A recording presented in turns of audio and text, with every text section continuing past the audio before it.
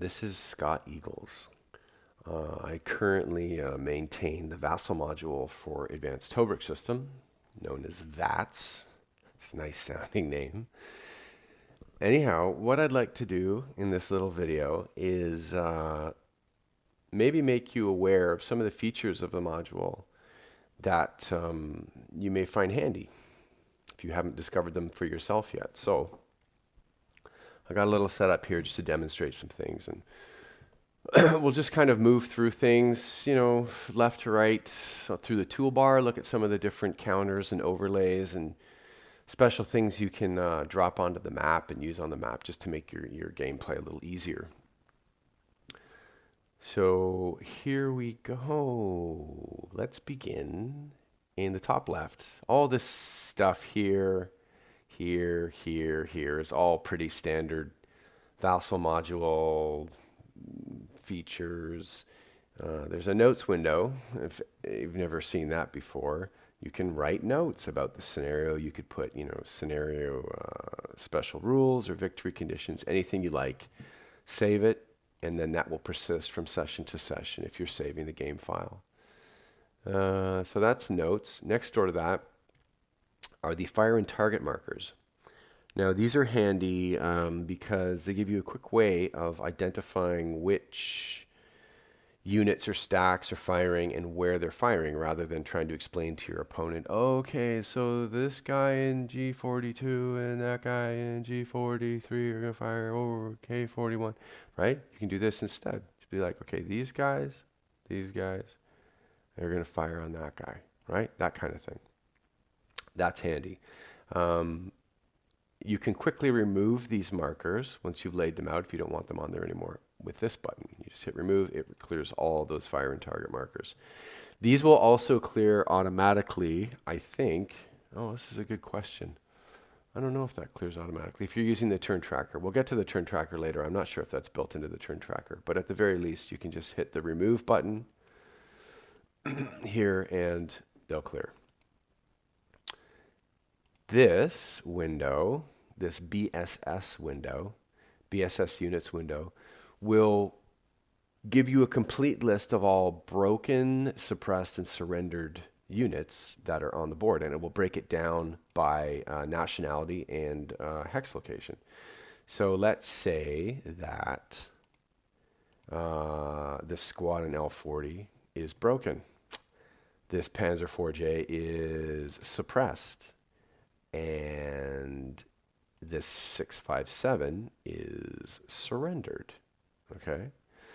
So it comes to the end of turn phase, and you want to make sure you don't miss anything of your own to recover with. So you open up that window, BSS, and right away you can see, oh, well, are you interested in the Germans or are you interested in the British units? You're like, well, I'm German, so I need to know what's all messed up. So you go here, and it will tell you what the hexes are that contain broken, surrendered, suppressed units. And then if you open up those little nodes, it will give you a small image of the unit itself and its status and tell you, here, the Panzer 4J, surrender 657. It'll identify the unit. And you can actually, if you click on it, it will take you to that unit's location on the board, which is handy. All right, so if it was in another part of the board you weren't actually viewing on your screen, you say, well, where's that unit? Oh yeah, okay, there it is, that's great. And further, you can actually just right-click on the images that are in the BSS window and access all that unit's menu items. So if you just wanted to unsuppress that tank from this window, you could. If you went there and chose suppressed, it's no longer suppressed. It disappears from the list. Amazing, yeah? Let me see if you can use keyboard shortcuts too. Yes, you can. So you can use keyboard shortcuts. You can use the menus that exist by right-clicking on the units. So that's handy there. So if I was the British, I'm like, oh, what British units? You go there. Oh, there it is. It centers it for you as much as possible. And then you can either go to the unit itself and flip it if it rallies, or you can just do it from this window. So if I go do that, look at that. Beautiful. That's great. There's a refresh button. If there's changes that aren't being reflected, changes on the map board that aren't being reflected in this window, if you just hit the refresh button, it will rescan the board and align itself to what's actually happening on the board. If for some reason it's out of sync. So that's the BSS unit window. Okay, here's another nice feature as we move along. Right next to BSS units, we've got the night map shading feature.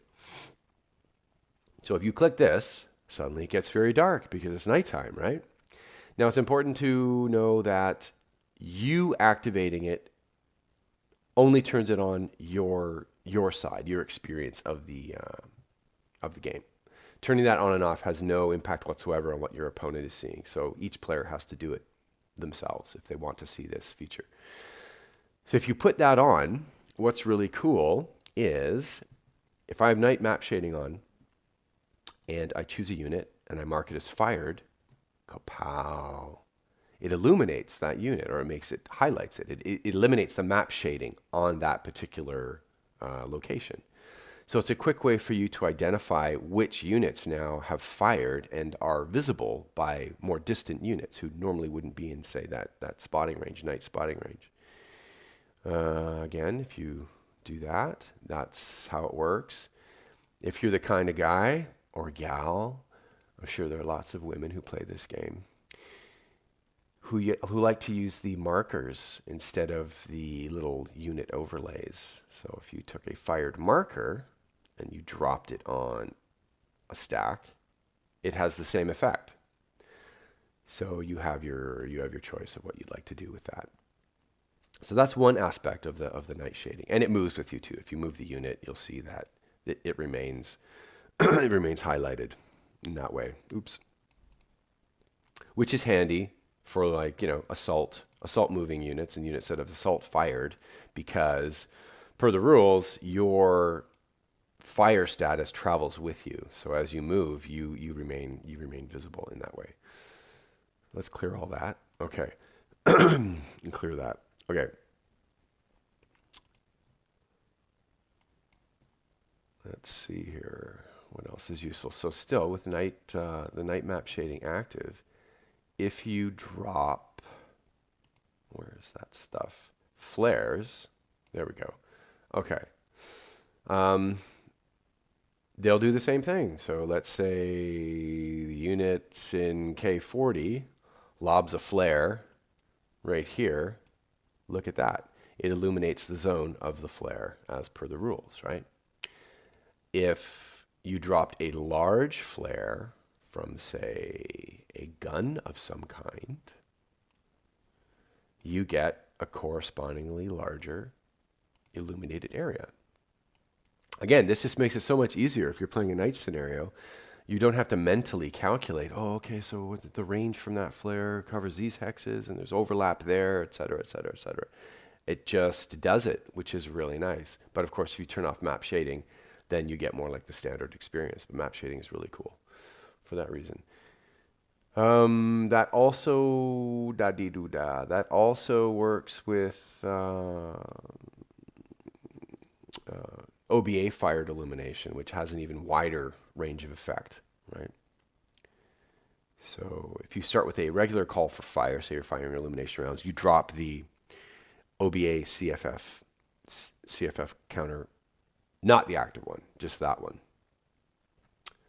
And if you're fortunate enough to get it happening, you flip it to an FFE. Now you see there's its radius, right? Very nice. And once that's flipped to a call for fire at the end of the turn, you flip to call for fire active, it still maintains a smaller radius as per the rules. That's what OBA illumination does.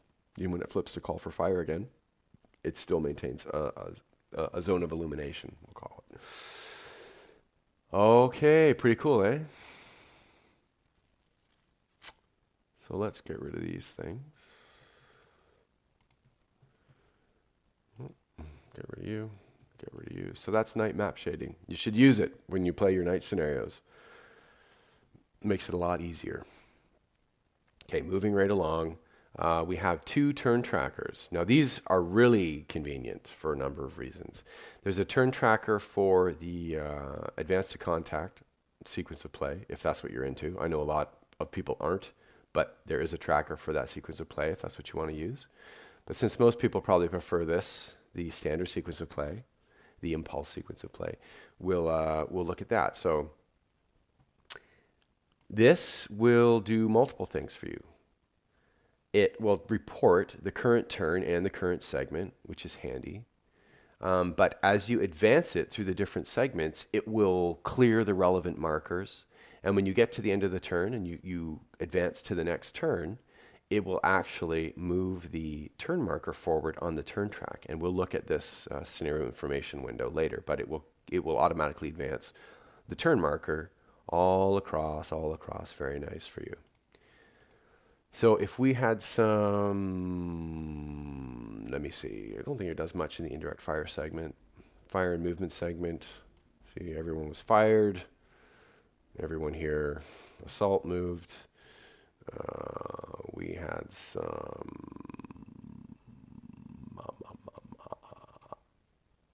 collateral fire here and there, okay? Big fat one right there.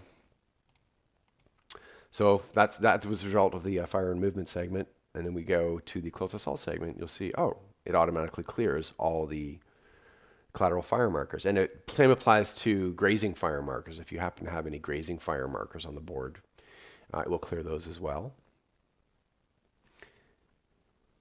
End of turn segment. Oh, you know what we should do here? I'll back up because this is handy. Here, just to further show you what this will do for you if you trust it.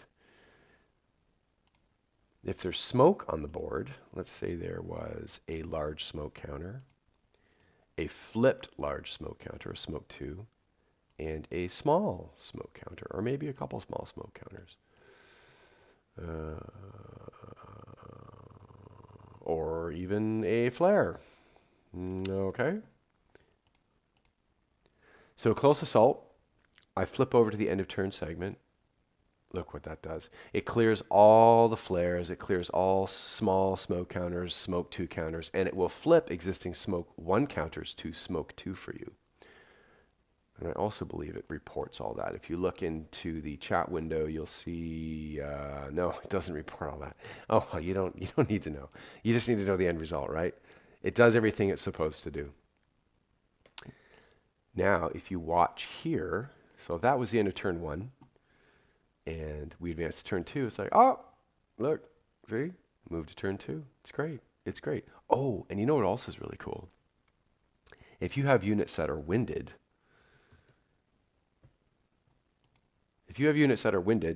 you no longer have to worry about keeping track of the turn in which that was happening. I know there are other ways. Well, you know, if they were, if I fire with them on a following turn, I see they're winded, I flip that myself and everything's great. But you can just kind of let the game do that for you and not even think about it. You just have to watch the status when it's relevant for something that unit may want to do. But it will clear these winded overlays. It doesn't work with winded markers, so just use the winded overlays. Automatically at the end of the next game turn's fire and movement segment. There's one other kind of handy thing you can do with the turn trackers. So they float if you need them to, and you can position them anywhere you want on the screen, but you can also dock them. So if you right click on it while it's floating and you choose dock, it does this. It sticks them up in the toolbar. But because this module has 2 separate turn trackers because of advanced to contact, it makes the behavior a little bit erratic. If you only want to dock one of them, then this here is the impulse-based turn tracker. So if we want to hide the ATC tracker, right-click on it, choose undock, and then just close it. It will return back to a simple button, and then you'll just have the sequence of play that you want docked there. And likewise, if you want ATC and not the impulse one, you just sort of do the opposite of that. Okay, so that's the turn tracker. I hope that was illuminating for you. Let's move on to some counters, which can be useful. So under info movement, we're just kind of going to quickly go through everything. I'm not going to go through everything individually, but maybe just highlight some of the stuff that's unusual. These are all pretty straightforward, obviously. This, though, there's a no move counter, which doesn't actually exist in the physical game, but it's in the vassal module. You can use this to, say, mark units that have been broken before they've acted in a turn, as a reminder that that broken unit isn't eligible to move. And that's how you can use that, that counter.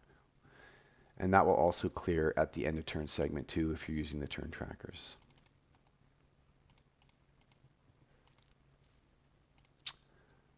Let's see, what do we got here? Bot markers. Bot markers, you know, bot markers.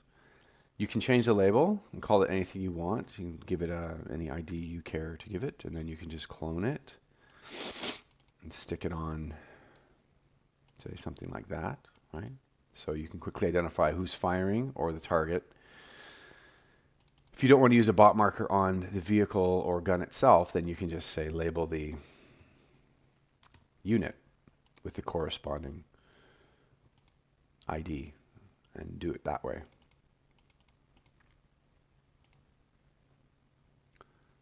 What else is useful?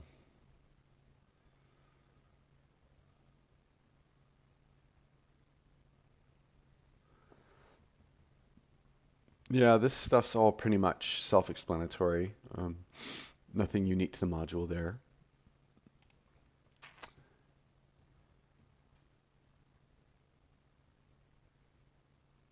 Oh, the hexside road counters can be used to indicate when a vehicle is on a hexside road rather than in the hex. So you take that, you say your Panzer IV here is on the road in E40. You could put that on top of it and rotate it to show what road, or what hex side, what side of the hex that it's on, that it's actually on the road.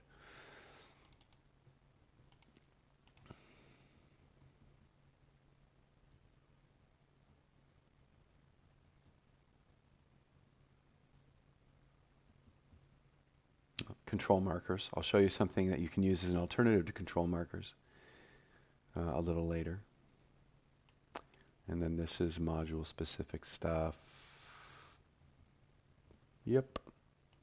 Emplacements.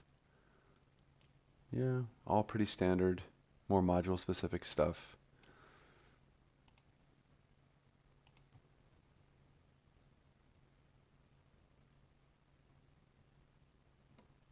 There are turret counters you can use if you prefer the look of that to the turret overlays that all the vehicles come equipped with. And they can be rotated like anything else. If you do use these turrets, again, rotatable, but they also have all the combat and turret movement related specifics built into them. So you could be marking the turret counters rather than the vehicle counter, which can be helpful if you've got vehicles with multiple turrets and you need to keep track of the turret weapons that have fired.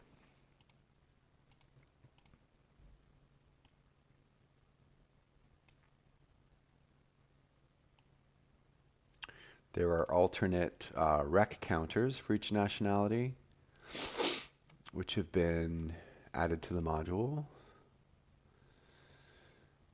Kind of a representative selection of different types of vehicles. More turret counters. And more turret counters. Courage is courage. More nationalities have been added. Okay, overlays. This is where things get interesting. So this limit piece can be used, where did my zoom go? Can be used to demarcate the limits of a scenario. So you just drop that within the bounds of a scenario, and they're rotatable too. So you can box off the playable area of the scenario. Now the trick with a lot of these overlays, you'll find that once they're deselected, the only way to select them again, if you want to move them or delete them, is to shift click them, you see? It's the only way to do it. That prevents you, of course, from inadvertently grabbing overlays that really shouldn't be moving around on the map. You grab them while you're selecting or moving other units, and then you mess up all your hard work, and that's a very sad thing. So use those to make any shape you need to correspond to the scenario bounds.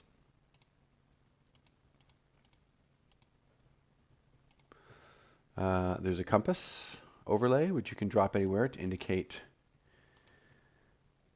compass direction. I know there's a way to rotate that. Oh, control. Yeah, so north. Anyways, you get the idea, right? VP tracker is already built into the scenario info window here. We'll get to that soon. Same with the escalation tracker. Phase line is a holdover from VATS 2. I'm not sure if anyone uses them, but you can use them in your planning, your operational planning. These pieces that are line red, line blue, line green, line yellow, line black, but that only look like dots or circles inside the piece window, the piece palette, you can use them to, instead of, say, using the limit, the dash line, you can use these to demarcate scenario limits. So you stick it somewhere, and then if you drag it, you'll start creating a colored line. And you can keep dragging it, wherever you need it to go. Again, once you deselect it, the only way to select it and modify the line is to shift click the, I don't know, let's call it the control nub. I like that. But they're also, you can give them labels. So if that's, say, oh, this is the British setup zone, well, call it that. And now you know what that line represents. And the notes themselves are rotatable. So if it's easier to read on the side, or it makes sense to have it upside down, then you can do that.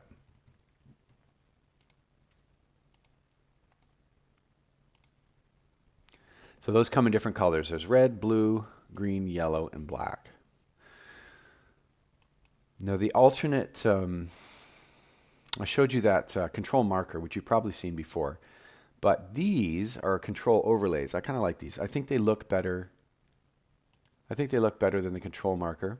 Plus, being an overlay that will stay in place unless you shift click it, they're not as troublesome because you don't have to be manipulating that control marker every time you want to move a stack in or move a stack out, move a piece in, move a piece out. What I like to do with these, when a side has control of that hex or location, I'll drop it into a bottom corner of the hex, and you'll see why. Because the pieces themselves, these control overlays aren't stackable. Okay, so if I had a piece there, a counter there, I can still see who has control, right? It's clear. However, if I take this and say I drop it into the middle of the hex, it's fine while the hex is empty, but as soon as you move something in there, the control indicator gets covered, and because they don't stack with other pieces in the hex, there's no way of knowing that that control marker is underneath there unless you actually move all the pieces from the hex. So to me, it makes more sense to drop them in a corner where even if there's a vehicle in the hex, you'll have some indication that that's a controlled hex and the nationality who has that control. Again, to change them, to delete them, to flip them, to modify them in some way, you have to shift click them after you deselect them. And there's a whole range of nationalities in each. So Control P is a shortcut, or you can access it through the menu. You can just fly through here like so and choose the nationality that you need, or just grab it directly from the list. Some of these control markers only show up in the ads extensions that I've provided. But there's a whole range of nationality symbols that can be used, which is really nice. I think they look a lot better than the control markers. So that's the overlays. Label markers.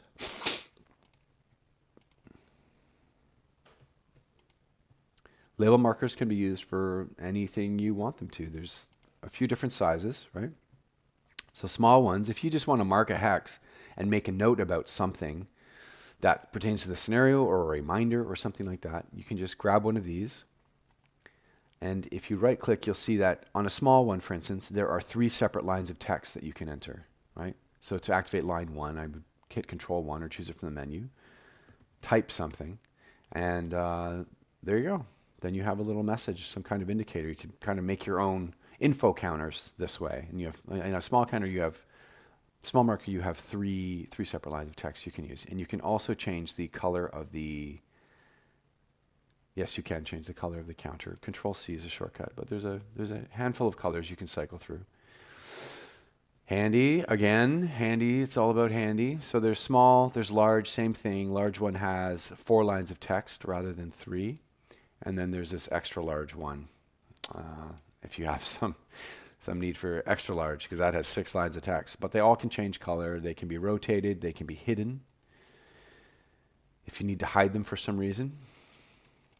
And there's also one that has it's blank, no background. So it just looks like text once you drag it on the board. Okay. Again, this one you have to shift click, because the idea is it would just be like labeling the map directly with text and not a counter that you would move around, a marker that you would move around.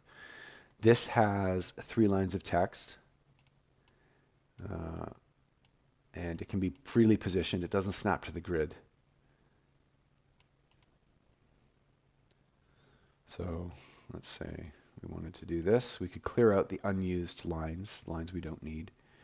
Say we only needed line 1, and we just wanted to say that. That's great. There you go. So you can use that instead of a marker to provide notes about the game or something that relates to a particular location. Again, shift click, and then you can modify. You can modify that. Excuse me, I'm getting over something for a very long time. Okay, so those are the info counters. That's a big deal, actually.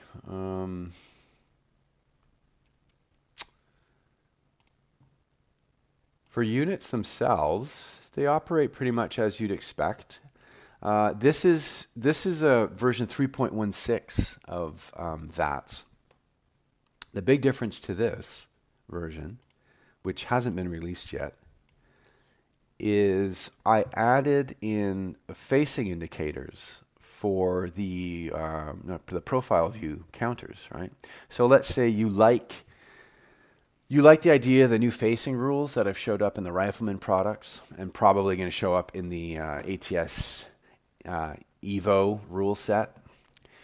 So let's say you like the idea of facing for personnel, but you're not so crazy about the overhead counter look. Well, you can use those with these counters. So if you right click and go to the submenu called Facing Indicator, Show Facing Indicator, which is Control-Shift-I, will turn on a little red directional indicator, which can then itself be rotated, and you rotate them with Control-Shift-0 and 9. So these spin around and they point to hex spines, or like the vertices of the hex. So you can kind of have your cake and eat it too. If you really like facing but you don't like the overhead counters, you can mark facing of counters using this feature. But this isn't out yet. So I guess I should finish this up, finish any other adds I want to make to this, any other changes I want to make to this module, and give it to Ray, and then hopefully Ray will make it available to everyone. We'll see how that goes. And you can also label, this feature's been around for a while. You can give counters themselves labels. So let's say for some reason the 657 was a combat engineer. You could just say mark it CE as a reminder that it's a combat engineer. 657s aren't typically, but let's say they were in this case. Again, I showed you the labels earlier with this tag, but it can also be useful. Let's say your vehicle has used its smoke candle. You can say no SC, for instance, as a reminder that that vehicle's got no smoke candles left. So the labels can be very handy, and that stuff will be, if you make any of these counters fog of war, any labeling you give to the counters will be concealed as well to your opponent. You can see it, but your opponent will only see the fog of war symbol, and there will be no other identifiers that are visible to the opponent. So you can label away to your heart's content. You're not going to give that piece away.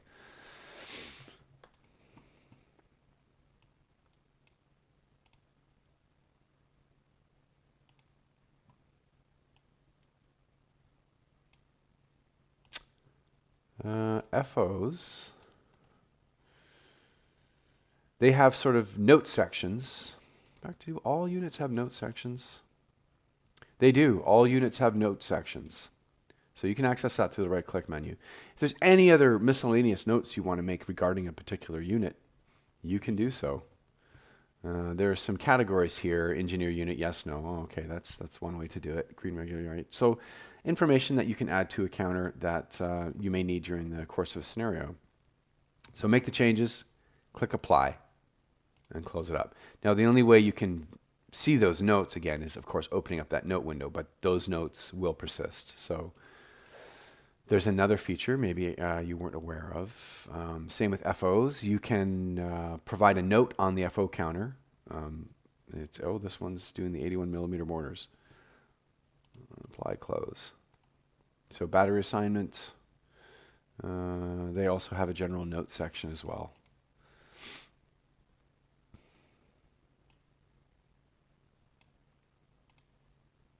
Right, all kind of the same. More and more of the same.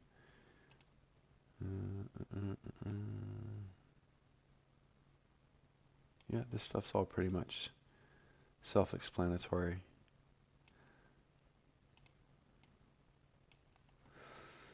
Yep, same with... there's something about vehicles I'll show you. But if you're using the old style ammo rules from the pre-version 4 rule set, where you actually had to roll to see how much special ammo you received and then assign it to different weapons, you can do that directly per counter using the notes for that counter. So APCR, whatever notes, any miscellaneous notes, etc. What's nice here is if you go to vehicle notes, there's a section for you to enter in armor values, right? So here you have front turret, upper, lower, right? Side turret, upper, lower, same with rear. You could enter in those values beforehand and then not have to refer to your AFE cards, right? Because pretty much all the other information you would need regarding the vehicle is printed on the counter, right? It's just the armor values that are absent. So that's also in notes for vehicles.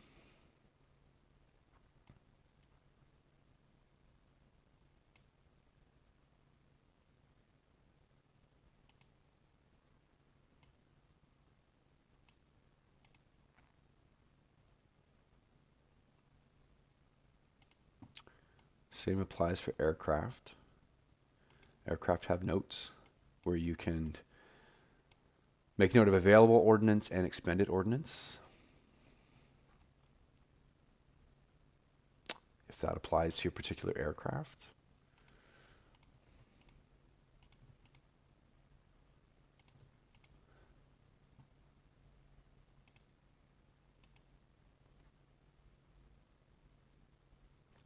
Okay, and there are, as I mentioned earlier, there are overhead counters that have been in the module now for, I don't know, at least one a previous version ago, these were added. So there's overhead counters, which you can rotate as needed.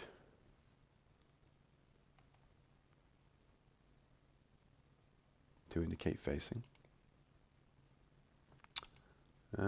German Africa Corps, SS, Russian, American, British Desert, and Italian Desert are available for overhead counters.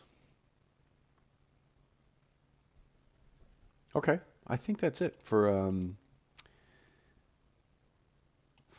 counters. So let's have a look at the scenario info window.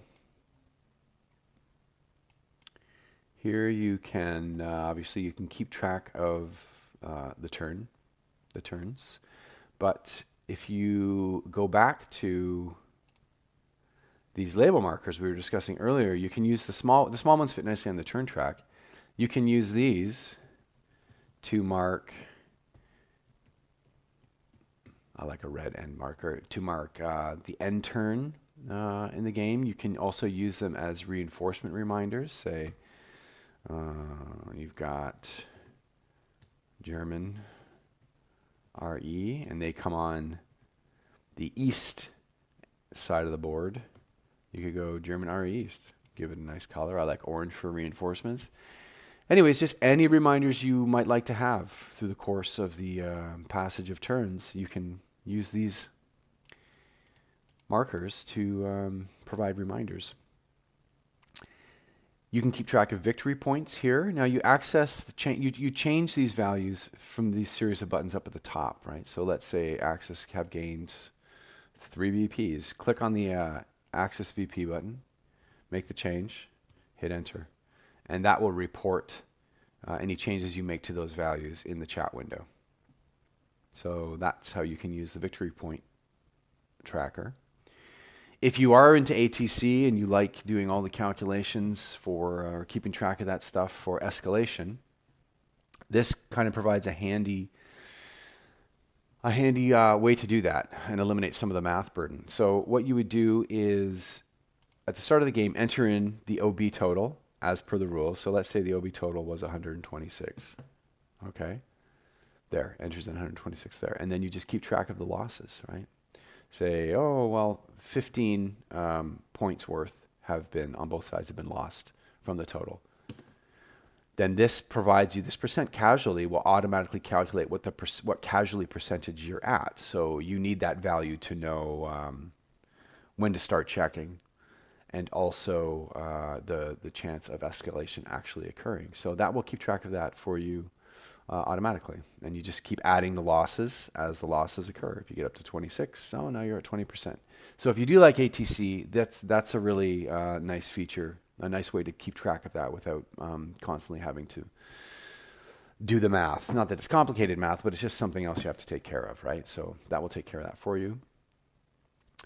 This is basically here, this is basically the same as the large blank counter, this blank no background counter with a few more lines added to it, I believe. Yep, with a few more lines added to it.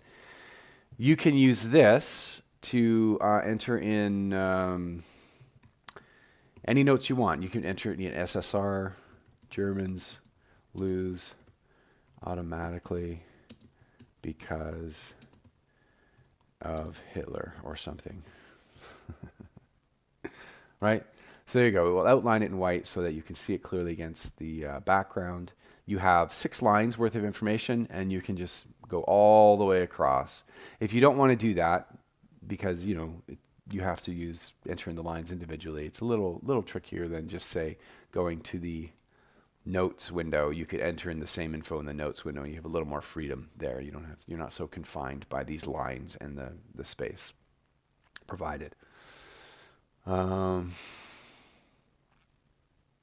else about this? Yeah, so there's just different areas. You can keep track of any offboard artillery that you have on your side, and large counters work nicely in these spaces. Just fill in the information you need. You can put reinforcements in these areas and then use these Blank counters to label them, maybe their turns of entry or any other information. You can put your losses here. Counter battery information can go here. And there's inventory boxes down at the bottom. So what I like to use those for, say if there's, I'll often keep track of smoke grenades for a side. Smoke grenades or flares, or if you're playing a scenario that has satchel charges that aren't assigned. Where does that stuff live? Oh yeah, well, all kinds of stuff. Gammon bombs, exactly. Molotovs, anti-statement. Anything that isn't assigned but is in your side's inventory to use, you can keep down in this inventory area. So that's the scenario information window. This button just flips the side that would currently be taking the impulse, and that's reflected here in the turn track. You'll see dope, and it reports here in the chat window what it's being flipped to, access and allies. COM button. If you're playing online with someone but you're not using any kind of voice communication, this series of commands can be useful to quickly communicate something to the other player. For instance, they're moving and you want to op fire, so you choose stop. You get a fun little sound that startles your opponent, and then you unload your op fire on them. So there's a number of them. There's stop, which is the guns firing, automatic weapons firing. Continue. So as your opponent moves and you're okay, you want them to continue moving, you say continue. If you need more time, I'm thinking. Because you're really stuck, I'm thinking. Through that. I'm thinking. Yeah. I'll pass. Also very handy. And then this is just fun. Okay.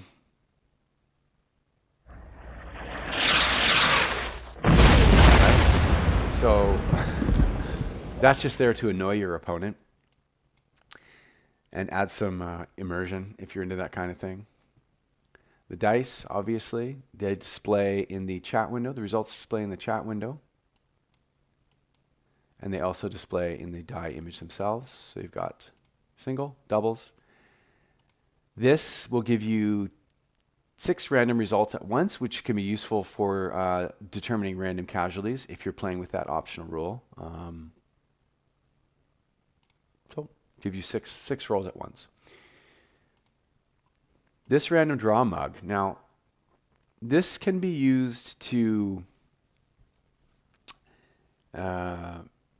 make a random draw out of a pile of anything, basically. So, a good example, though, is, say, mine counters. Let's say a scenario allots you a certain pile of mine counters, but they have to be drawn randomly for some reason. Or you're playing solo and you'd rather draw the mine values randomly so you don't know what exactly those mine values will be. You just grab whatever you want to go into that cup and drop it on the cup. Okay? And it will report here, oh, okay, these counters went into the random draw mug. Now they'll display a marker or a counter face on top, but that is not necessarily the counter that's going to come out of the cup when you draw because it's randomized for each draw. So right now it says, oh, it's a 1 value minefield, but if you click and drag out of there, you'll see that, oh, I just drew the 3 minefield counter. You can add stuff to the cup, pull stuff out of the cup, and that's why it's the random draw mug. It lets you random draw anything. Or if you're, again, it might be helpful in solo play. If you want to randomize the distribution of even infantry that are being placed on the board, you can designate locations, but then randomly draw what actual units are going to go in that spot. Use it any way you like. So that's the random draw mug. And you can draw specifics out of the mug. If you need to find a specific counter, you can. Well, these all just say minefield, but you know what I'm saying. Or draw multiples. You just enter in, I want to draw 3 at once. Enter in 3. And now you've just drawn 3. And you do that just from the right-click menu. So you draw multiple cards. It calls them cards, but they're pieces. Just think of them as pieces. Draw a specific pieces. That's the random draw mug. AFV cards is an extension. Well, it's an extension that I created, which I don't really share. Well, this particular, which I don't share because it's like, here, it's like AFV cards scanned and made available in-game. But that isn't really something that I think Ray would appreciate being publicly shared. But if you have any scanning know-how, you could scan your own cards and get them into the game. And that's just a window that lets you display the cards. But not for you, I'm afraid. Again, play aids, but something that isn't typically shared in the base module. Same reasons. That's a ATS robot extension. Again, not shared for the same reasons. So over here we have more standard controls, zoom controls. This is line of sight threads. So there's a freestyle thread, and that lets you click anywhere to anywhere. It doesn't snap to the grid. For some reason you need that feature, or if the grid's kind of messed up and it's not snapping to what you see as the very centers of the hexes, you can just use the freestyle line of sight thread. And there's also one next door, which is the snap to center, which will snap to the center of the predefined grid, which is normally accurate, especially for maps that have been provided directly by Ray, because they're provided as a single piece. Any of the homebrew stuff, the grids can get a bit wonky when the maps have to be stitched together from multiple scans. So use whichever one works best for your situation. Camera lets you take a picture, save a PNG file of the current game state. You can save the contents of the game state as a plain text file. It will outline hex locations and the contents of those hexes, if you need that kind of utility. And then that is the overview window. If you click that, you get an overview of the entire, that's a big map, eh? You get an overview of the entire map, and you can click to jump to locations of the particular map you're using, especially if it's large. That's handy, and you don't want to zoom all the way out on your main board. Hide pieces. Clicking that will hide all the counters on the map, so you can better see the terrain underneath. And that's like local side. So I can hide the pieces, but it doesn't mean I'm hiding the pieces to my opponent's view either. That's done per player side. This is just a quick way to remove. You're not using the turn trackers. This is a quick way to remove all grazing and collateral fire markers. If you're not using the turn trackers, but you want to clear all this stuff, just hit that and those counters disappear. Same with this button here, which will remove all fire and movement overlays and markers. Let's say, oh, we all assault moved. Like, no, we didn't. Yeah, there you go. But that will work the same with if you like I said, if you like using the counters for that kind of thing, this will clear fire and movement counters as well automatically.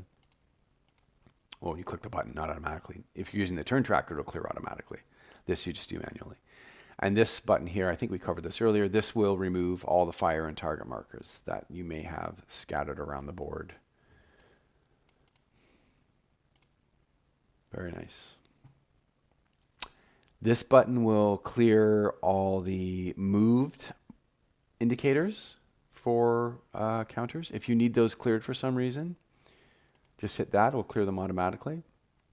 Now this is like instant fog of war, okay? I recently shared this on the Facebook group, so you may already know what it does, but it will fog of war all personnel and support weapons on a side. So let's say you're playing the Axis, you're playing the Germans, and you want a fog of war all your personnel, all your support weapons. You just go to there, hit Axis fog of war. You'll see that, yes, it is fog of war, and it will appear, these counters will appear completely fog of war to your opponent. Now, this isn't part of the rules. I just find that in my own games, I'll just do it as a matter of course at the end of every turn, just to add a little more mystery to the game. And no rules overhead, not even really in accord with the rules. In fact, breaks the rules when it comes to support weapons because they have to meet certain criteria before they can be masked Fog of War. But I don't know. I just feel like it makes for a better game in the end with no rules overhead. So that extension's available. The link to that's available on the Facebook group. It's an access to my Google Drive, which contains all the kind of homebrew custom extensions I've done for this outside of the official stuff. All right, you know what? It looks like we've gone through everything. I think I've gone through everything that I wanted to show you. Hopefully there was at least one or two things that you weren't aware of that piqued your interest. You'll find useful in your own games, and that overall it improves your enjoyment and usage of this module, which I think is a pretty good module. I enjoy using it. I hope you all do too. Anyways, thanks for listening. I hope that didn't go on for too long, and we'll see you around here and there. Bye, guys.